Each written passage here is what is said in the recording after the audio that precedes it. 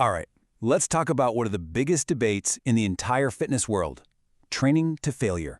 We've all heard it, right? No pain, no gain. Go hard or go home. But what does the actual science say about pushing every single set to its absolute grinding limit? Well, today we're going to dive deep into the evidence. So here's the big question. The one you hear in pretty much every weight room on the planet. Is grinding out that last shaky, impossible rep the secret key that unlocks all your gains? Or could it actually be holding you back? For so long, it's just been accepted as truth, but we're going to challenge that idea with some seriously cutting-edge science. And this brings us right to the heart of the matter for any of us who are serious about lifting. I like to call it the intensity dilemma.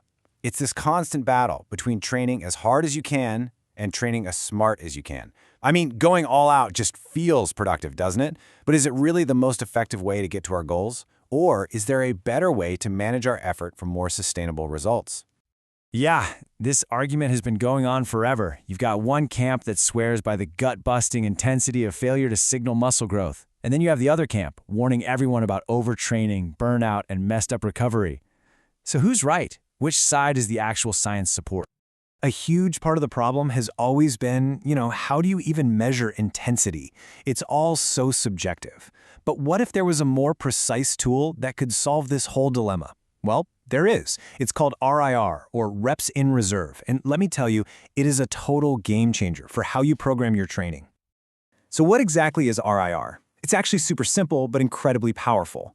At the end of your set, you just ask yourself one question. How many more reps could I have done with perfect form?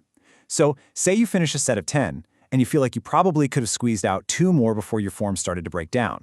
Boom, that's a 2 RIR. And the key phrase there is technical failure. We're not talking about the point where you can't even move the weight. We're talking about the last rep you can do cleanly. Now, as you can see from this chart, RIR maps perfectly onto the RPE scale. That's the rate of perceived exertion, which you might be more familiar with. A 10 RPE is just absolute max effort. You've got 0 reps left in the tank. That's a 0 RIR. An 8 RPE feels very hard, leaving you with about 2 reps in reserve, so a 2 RIR. This system gives us a solid, concrete number for that subjective feeling of effort. Okay, so now we've got our tool, RIR. Let's get to the really cool part, the groundbreaking science that tells us exactly how to use it. Because it turns out, the best way to train for pure, raw strength is completely different from the best way to train for building muscle size or hypertrophy. And look, this isn't just my opinion or some gym bros theory. We are looking at a brand new, major 2024 meta-regression. It was just published in the top-tier journal, Sports Medicine. This isn't just one study, it's a massive analysis of many studies, giving us the most powerful, up-to-date answer we've ever had on this topic. This is the new gold standard, people. And here it is, the core finding, straight from the researchers themselves. They're basically saying that the way your body responds to training near failure is totally different for strength gains than it is for muscle growth. This one sentence, man, it changes everything. It sets the stage for how we should be building our workouts based on what we actually want to achieve. All right, first up, let's talk about building muscle.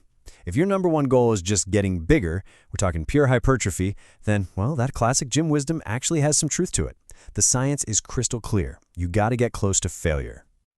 Just look at this chart from the study's findings. It tells the whole story perfectly. You see that clear staircase effect? As your RIR gets lower, meaning you get closer and closer to failure, the stimulus for muscle growth just keeps going up. And where are the biggest gains? Right at the very top, in that 0 to 1 RIR range. So here's the bottom line. For maximizing muscle size, the data shows a direct, clear benefit to taking your sets right up to or even at technical failure. Your muscles really seem to need that extreme challenge to get the strongest possible signal to grow bigger.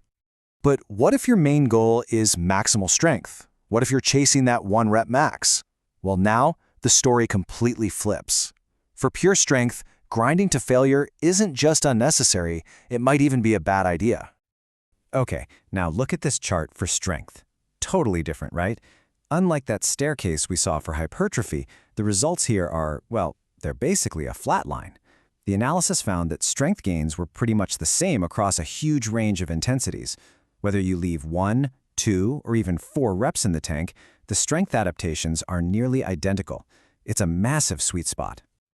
To put it as plainly as possible, the study found no real benefit to training to failure if your goal is strength.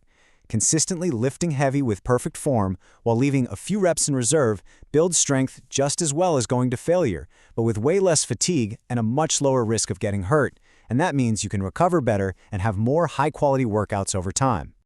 So the science is clear, one size does not fit all. Pushing to failure is awesome for size, but it's not the key for strength. So now let's turn all this science into a practical, actionable game plan that you can take straight to the gym with you tomorrow.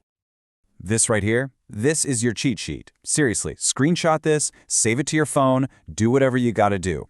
If your goal is muscular development, you're gonna live in that 0 to RIR range, especially for isolation moves. But if you're chasing maximal strength, you'll spend most of your time with 1 to 2 reps left in the tank and only hit a true max effort every now and then. This chart gives you the exact intensity you need for any goal. Let's make this even more real. Here's a sample 4-week plan to boost your 1-rep max using RIR. You start in week 1 with more volume, but you stay safely at a 1 to 2 RIR.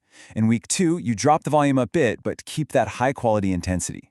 Then in weeks 3 and 4, you start to pyramid up, slowly closing that RIR gap, until finally you hit that new 1-rep max at a 0 RIR. It's a smart, structured way to peak your strength without burning out. Look, if you take only one thing away from this whole explainer, let it be this. Stop thinking about training to failure as this black and white all-or-nothing rule. Start thinking of it like a tool. It's a dial you can turn up or down. Turn it up for size and turn it down for strength. Match your intensity to your intention. That is the secret to training smarter, not just harder.